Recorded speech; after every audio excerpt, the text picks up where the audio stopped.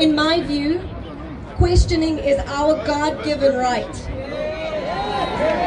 It is crucial in order to make informed decisions by having a better understanding of truth.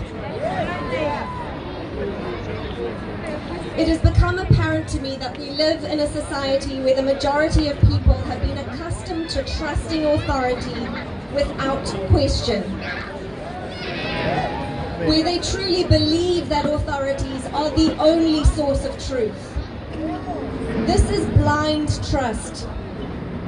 And while this blind trust is endearing, I can tell you from first-hand experience, it is a very scary and very dangerous reality.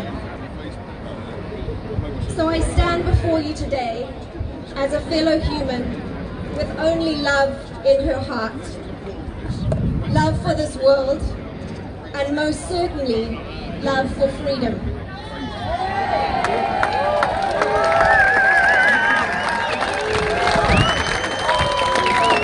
I ask all of those who are living in complete fear of this virus, those with complete trust in these lockdowns, to please start to question.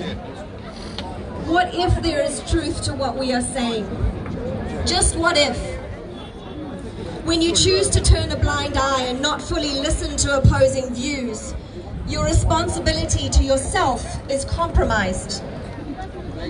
Please consider this. What you are aware of, you can control. What you are not aware of controls you. When we are discouraged from questioning, we are not living freely. It doesn't take a whole lot of history lessons to realize how this has affected humanity in the past. Why is the mainstream media not encouraging opposing opinions for viewers to consider? Why are they not bringing to light the unseen indirect impact of lockdowns on the lives of New Zealanders? Why are we not educating and promoting ways to keep both physically and mentally healthy? Surely this should be prioritized in a time of a pandemic. Absolutely. Where's the health advice from the government? If there is absolutely no truth to these so-called conspiracy theories or misinformation, then why not address them full on? Encourage the questions and answer them. Debate them out and then lay it all to rest. What is there to hide? Massive protests have been taking place worldwide. Global pushbacks against government lockdowns and regulations have been taking place. Germany saw around 1 million peaceful protesters just last month. Woohoo! Go Germany! Go Germany! Tens of thousands in Ireland, Belarus, UK, Australia. Where's the transparency on all of this with the mainstream media? You see, the mainstream media keeps us ignorant through lack of transparency. To those of you who stand up and share your truth, and who challenge this mainstream narrative, I have the utmost respect and I honor you all. It takes courage to go against the grain. Your reputation gets put into jeopardy, as do your jobs, your licenses and relationships. To everybody standing here today, I salute you. I am so grateful to be standing here, awake like all of you. Awake to the fact that lockdowns and restrictions and the lack of government transparency is causing much more harm than good. Awake to the fact that the economic and social destruction that results from lockdowns most certainly outweighs the risk of this virus. Awake to the fact that when looking at not just New Zealand, but the whole world right now, it is absolutely imperative to be questioning and not just following, in order to make informed decisions. Decisions that are made from a deeper place of knowing and understanding, not because we are simply told and expected to do so. Questioning is a responsibility, and everyone should be taking this very seriously, because our choices will determine the impact on our children and theirs to come. This requires one to sift through the very many layers of fear-mongering, lies and deceit, because sadly there is so much of that spiraling around on social media, from authorities, and most certainly on the mainstream media. This is where unity comes to play. I've been absolutely blessed to connect with some truly incredible humans during these difficult times. The magical beauty of shining your light is that it draws other wonderful souls towards you. As a result, a group of us newly connected mums have started a Facebook page called Mothers Who Stand for Freedom.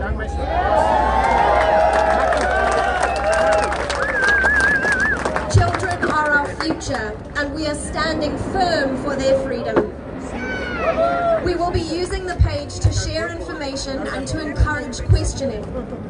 We will share info on how current times and how potential regulations will affect our children. We are sharing videos and interviews to encourage people to think for themselves and to help more people find their truth in these very confusing and surreal times.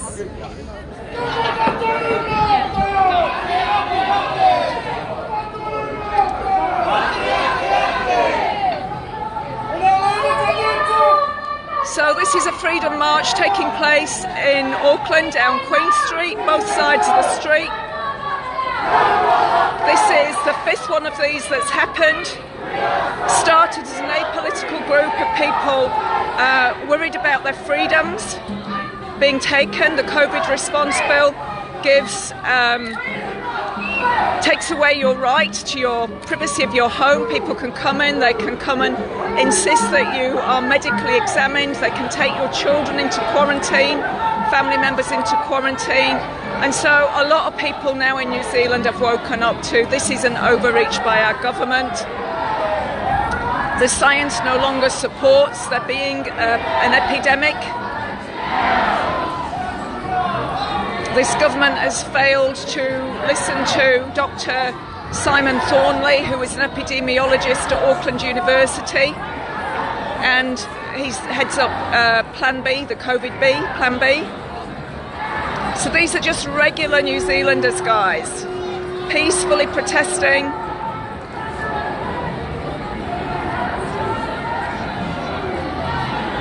Massive, massive march. I'm filming it because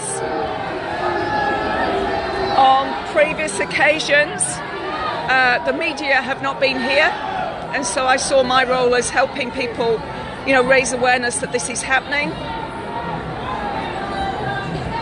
And today we do have one of the media companies here, but they're likely to underreport the numbers, so I'm staying here in one spot so that we can see for ourselves the numbers of people that are marching.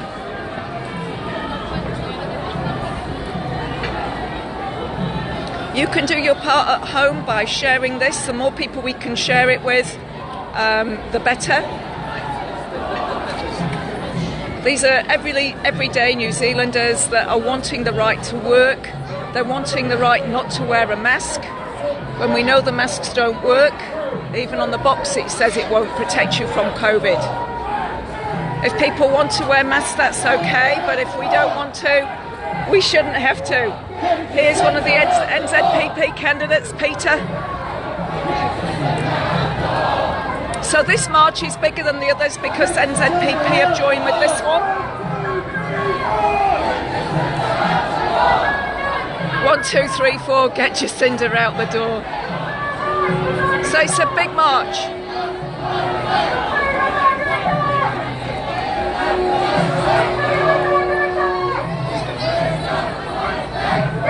And we've seen what's happened in Australia and Victoria, and so we're doing this for you guys as well. You can't march at the moment, but we can march for you.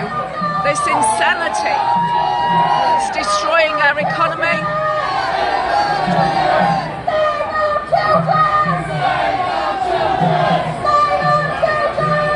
Now you might be wondering why it's Save Our Children, and yeah, go look up hashtag Save Our Children and you'll find out all about that. Now look,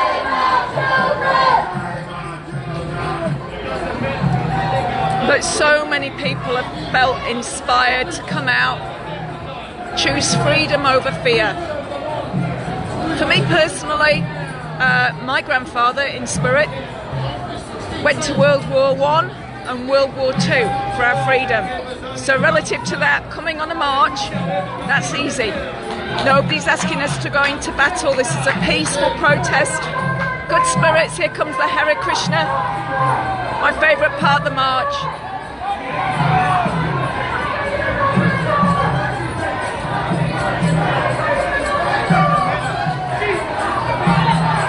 No more lockdowns. Beehive cleanup. The beehive is actually a Masonic symbol. Might do some research on why New Zealand's government is in a beehive. Why would that be?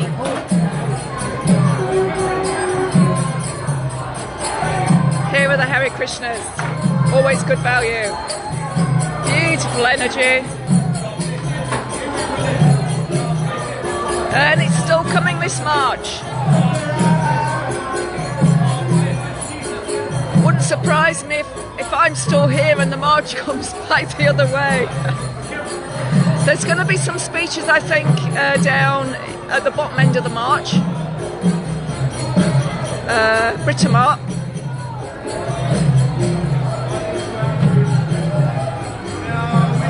Power of the people. That's what we're seeing here, guys. Here in little old New Zealand, the power of the people. People are waking up and starting to think for themselves. When they look at the death rate being put out by the World Health Organization and by the CDC, they're realizing that statistically this is no worse than a bad flu. So why are we shutting down a country? Why are we destroying businesses? Why are we destroying people financially for something with a mortality rate that is less than a bad flu? Yes, it does affect the older people, so we need to marshal our resources to look after the older people and protect them. But the rest of us can get back to work and start paying this $240 billion of debt that Jacinda Ardern and this Labour government have got us into while this is happening.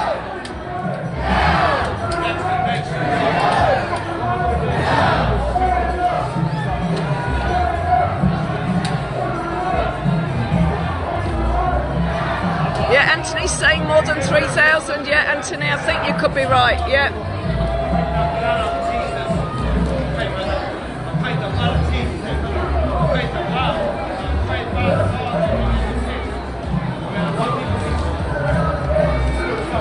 Investigate Building 7.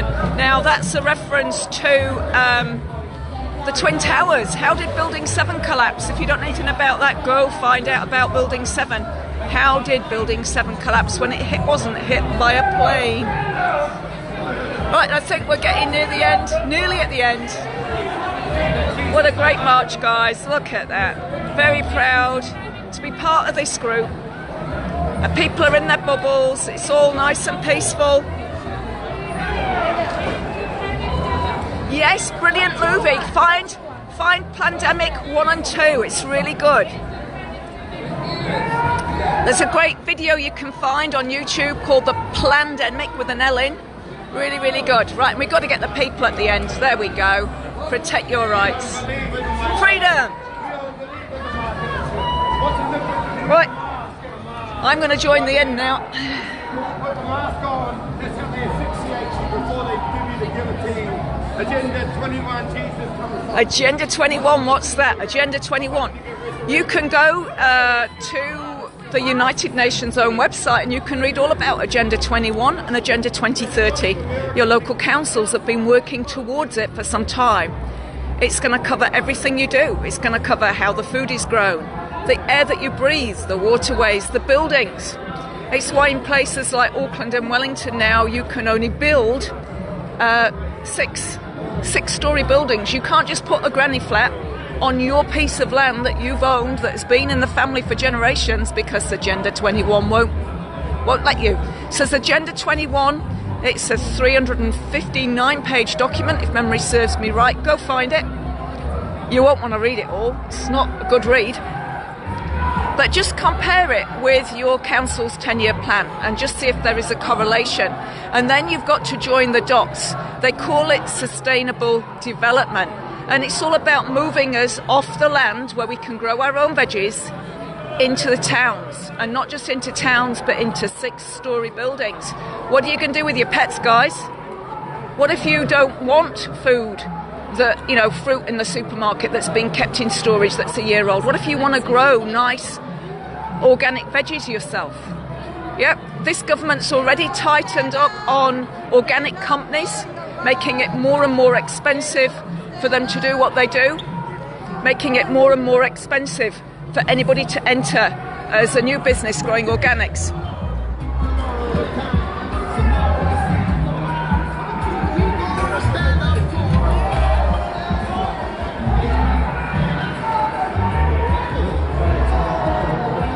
These marches are happening all around the world. In Germany recently, over 1 million people turned out to protest what their government is doing. Now, one of the things you might want to look at if you're here in New Zealand is New Zealand is registered as a company, a corporation. Corporation, corpse meaning dead, a dead entity. It's listed on the American Stock Exchange. It's even listed in Dun & Bradstreet as a company. How can a company have a government? A government should have directors and company officials. So something is very, very not right here in New Zealand. So when you look on Dun & Bradstreet, instead of seeing New Zealand, the country, you will see Her Majesty Queen of Right. It's not Queen Elizabeth II. She's the living, breathing flesh person created by God.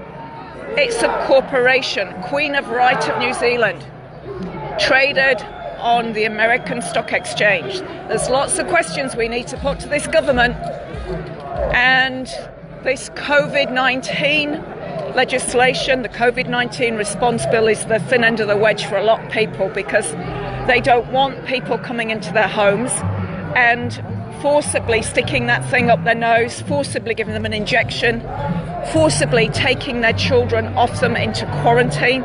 We don't want that. We are sovereign beings, and this is why we are out in force today, marching.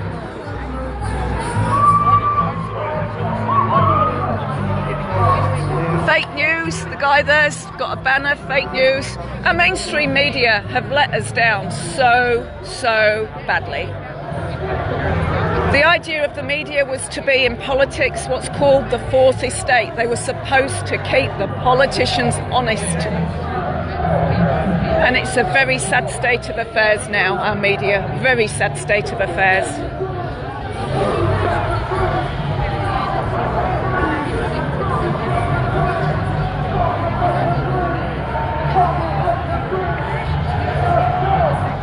And so you'll see a lot of advanced flags and billboards out in force.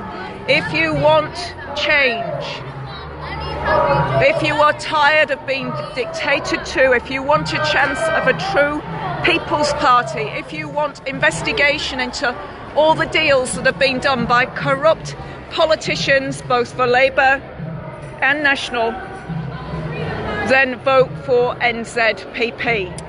The question I'd love to know is, did anybody die just of COVID? And I don't think we've got the answer to that one. And one of these signs up the front's prompting my thoughts there. Why are COVID truths hidden? Wake up.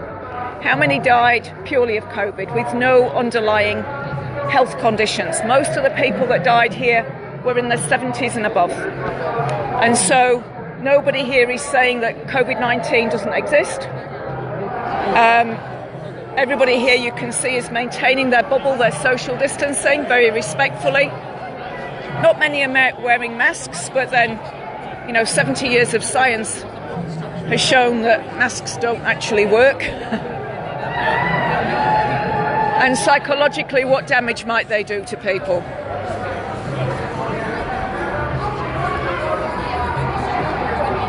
So this is Queen Street, this is live from Auckland.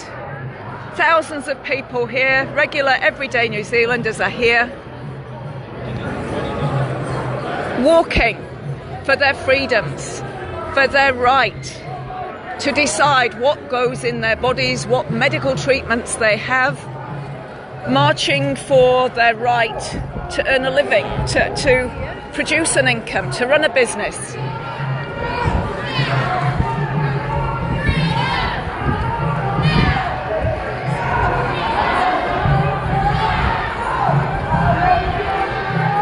One of these posters coming up is our Bill of Rights. Our Bill of Rights was ridden through by the COVID response bill, and we need constitutional reform and a really robust Bill of Rights that cannot be driven through.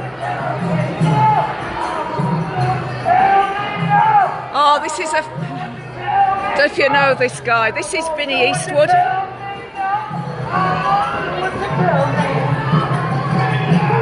He's a bit of a celebrity on the internet, is Vinny.